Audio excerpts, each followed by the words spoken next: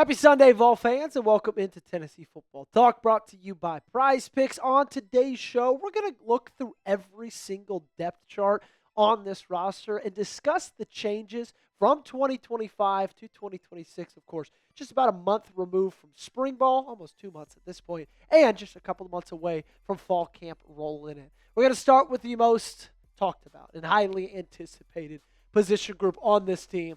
That is the quarterback one. Now, if you look at something, you might think, Joey, that's a typo.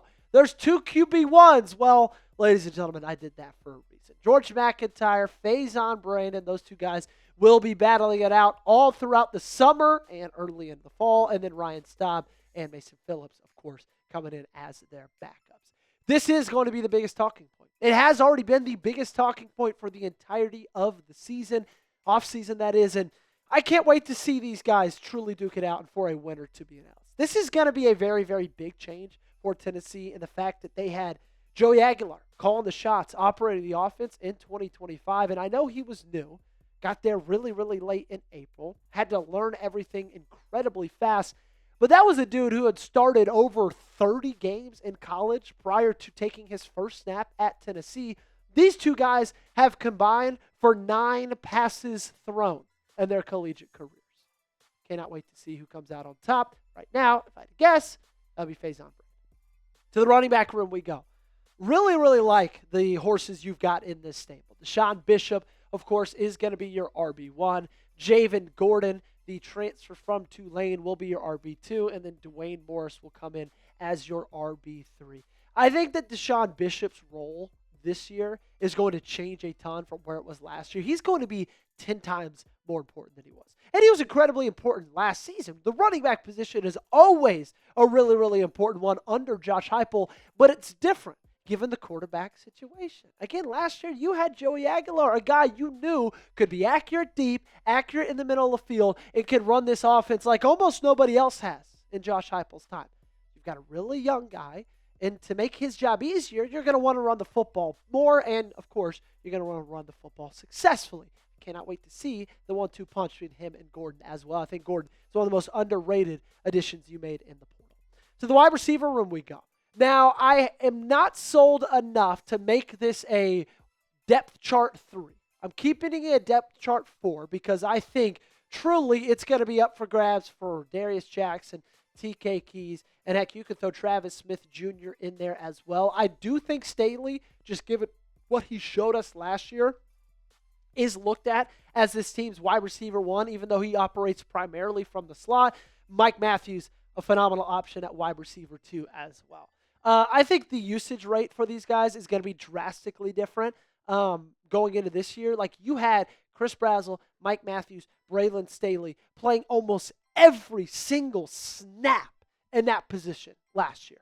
Sure, you rotated some guys in when you played a team like Chattanooga and things of that nature. But anytime you played a big opponent in the SEC, it was those 3 guys. It was them all game long. And I don't think that's going to be the case this year. I think you're going to see, more guys like Radarious Jackson, TK Keys, and Travis Smith filter in that 3 spot. I think they're just going to see a little bit more a little bit more from the guys behind the 3 starters at the top. If you're ready for football season, just like I am, do one big favor. Hit that thumbs up button and like today's video. We'll talk tight ends in a little bit, but I got to tell you about our sponsor over at Prize Picks, the reason you're watching today's show, for 100% free. And with basketball playoffs in full action right now, this really is the perfect time to cash in with our friends at Prize Picks. And I'll tell you this, the app is so easy to use. If you're a hoops guy, go with points, rebounds, assists, blocks, or 3-pointers. And all you got to do is pick more or less. Maybe you don't like basketball. Maybe you don't like baseball. That's awesome. There to get season-long projections for the rookies drafted almost a month ago. Less on Fernando Mendoza, 6.5 regular season games started. Less on Jeremiah Love rushing yards. More on Jordan Tyson receiving yards. If all those 3 picks hit, 20 to 120 with our friends at Prize Picks. So new users, download the Prize Picks app today. Use code HMA when you play your first $5 lineup to receive $50 in lineups. That's code HMA when you play your first $5 lineup to get an extra $50 in lineups. The Prize Picks clickable link to download the app is in the comments and description of today's video. To the tight end room we go. Ethan Davis as your 1, DeSean Brandon as your 2. a younger, group right there. Ethan Davis going into year 3, Brame going into year 2. And it feels like, in my opinion, this is the first time in a long time that there has been a legitimate playmaking tight end at that position. Gage, do we still have the photos from his play from Florida that we showed just the other day? Like, you've always had good tight ends. Tight ends that were semi-reliable in catching the football. They could block well. You haven't had a tight end like Ethan Davis who could turn a pass behind the line of scrimmage at the 25 into a touchdown. That includes a stiff arm and then absolute unbelievable wide receiver type acceleration to put the football in the end zone. You haven't had that guy at that spot. You've had a guy like that in your wide receiver room, never as a tight end. I cannot wait to see the ways that he is utilized. And of course, I think there's been lots of great things said about Brame, even since he was a freshman last summer. The offensive line, our final position group on offense, and probably the strongest position group on offense. Maybe the strongest one in the whole team. You got a lot of really good players. It's going to be an elite unit. 4 or 5 guys you're looking at right now started the last 6 games of last season. And I think it's wonderful that that group is paired with the current quarterback situation that you've got. Again, I know it's repetitive, but these guys have not played a lot of football. So having good and solid protection up front for them is going to make all the difference. I mean, just look at Arch Manning last year at Texas. That offensive line was horrible, and he suffered because of it. Grade the offense for me. A, B, C, D, or F down below in the comment section. We just talked about the big boys on the O-line. Let's talk about the big boys on the D-line. We're going to go left to right. Your end, your nose tackle, defensive tackle, and, of course, your outside linebacker, your Leo, your edge rusher. I got Tyree Weathersby, Xavier Gilliam, David Hobbs, and Jordan Norman as your starters. Now, you'll see Chaz Coleman as your backup right now. I think that's something to keep an eye on for pretty much the entirety of this offseason going into fall camp. Now, they've got some workouts coming up in about a week and a half. All eyes will be on if Chaz Coleman shows up or not, but it's been a very interesting first 4 or 5 months for him in Knoxville, Tennessee. He's been apart from the team, skipped some practices, then he kind of got around the team again, been hanging out a lot with Rodney Garner.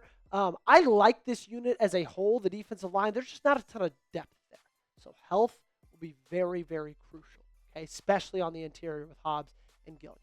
The linebacker room is, it's exciting. I'll just say that much. Arion Carter, Amare Campbell, those 2 guys are going to be your starters. I imagine there's going to be a heavy rotation between Jeremiah Telander, Jaden Perlotti, Edwin Spillman, maybe even the young guys in Braden Roos and TJ White. I think that this is the deepest unit on the team. I think that linebacker room might be the deepest linebacker room in the country. Like, there's legitimately a world where you could have taken, you could take Arion Carter, Jeremiah Telander away from that unit and just have Amare Campbell, Jaden Perlotti, Edwin Spillman, and the 2 young guys. I'd be perfectly fine with it. Like, you've just got depth upon depth upon depth, which is only going to help each other out, keep each other more fresh. Man, that's going to be a really fun unit to watch. I'm feeling good about the cornerback room as of right now. You added a veteran out of Auburn, K.N. Lee, in the portal. Ty Redmond started almost every single game last year as a true freshman. Quay Moss, one of the most underrated portal additions, the nickelback out of Kansas State.